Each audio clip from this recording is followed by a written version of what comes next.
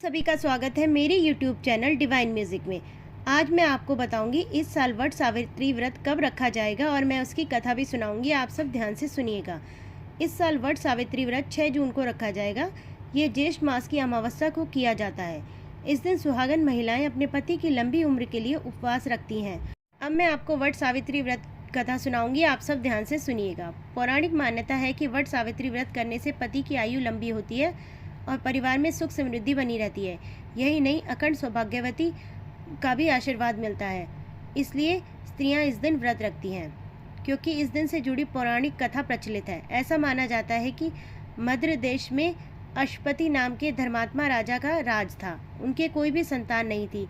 राजा ने संतान प्राप्ति के लिए यज्ञ करवाया, जिसके शुभ परिणाम के बाद उनके घर एक कन्या का जन्म हुआ। इस कन्या का नाम सावित्री रखा गया। समय के साथ साथ जब सावित्री बड़ी हुई और विवाह योग्य हुई तो उन्होंने धूम्रसेन के पुत्र सत्यवान को अपने पति रूप में वरण किया। बता दें कि सत्यवान के पिता भी राजा ही थे, लेकिन उनका राजपाट छिन गया था, जिसके चलते वह दरिद्रता में जीवन व्यतीत कर रहे थे। सत्यवान के माता पिता की भी आंखों की रोशनी चली गई थी और वह जंगल से लकड़ी काटकर उसे बेचकर अपना गुजारा करता था।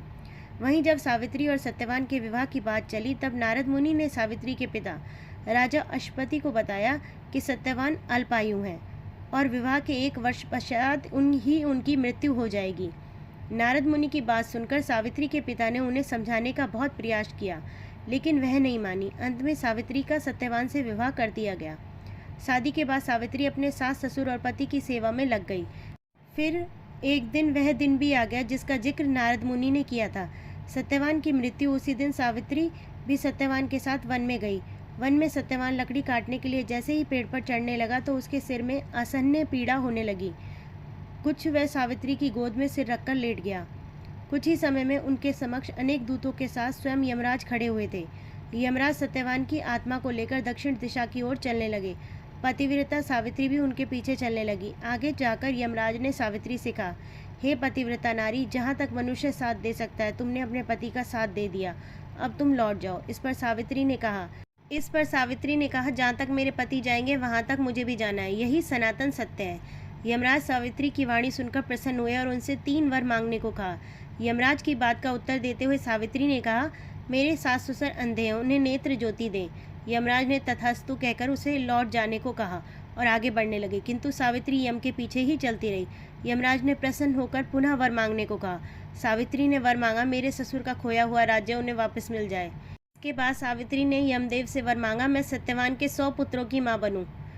कृपया कर आप मुझे ये वरदान दें। सावित्री की पति भक्ति से प्रसन्न होकर सावित्री से तथास्तु कहा, जिसके बाद सावित्री ने कहा कि मेरे पति के प्राण तो आप लेकर जा रहे हैं, तो आपके पुत्र प्राप्ति का वरदान कैसे पूरा होगा। इस प्रकार सत्यवान जीवित हो गया और दोनों खुशी खुशी अपने राज्य को चल पड़े।